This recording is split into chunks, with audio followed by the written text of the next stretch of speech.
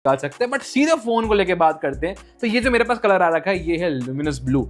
And क्या feel है भाई, कलर जो है वो बहुत अमेजिंग लगता है। मतलब आप नॉर्मली देखोगे इसको तो ये ब्लैक लगेगा, बट अब एंगल को थोड़ा टिल्ट करेंगे, स्विच करेंगे तो इसमें ब्लूइश आपको टिंट दिखेगा। आउटडोर सिनेरियो में देखोगे तो ये अलग नजर आता है। तो काफी जबरदस्त कलर ये है और यहाँ पर मस्त आपको लाइटिंग जैसा फील दे रखा है। यहाँ पर अगर आप कैमरा मॉड्यूल के साइड में देखोगे ना, हल्का सा ग्लोइंग टाइप का फील है। लुमिनस जिसको बेसिकली बोला है वो इसीलिए बोला है कि आपको एक हल्का सा ग्लोइंग इफेक्ट देखने को मिलता है। बट ये जो कलर है वो काफी अच्छा लगा मुझे। ओप्पो की मस्त है, हमें ब्रांडिंग भी कर रखी है। साइड की फ्रेम प्रॉपर मेटल आपको देखने को मिलती है, फ्रंट में ग्लास है, बैक में भी ग्लास का यूज कर रखा है। बॉटम में आपको देखने को मिल जाएगा आपका स्पीकर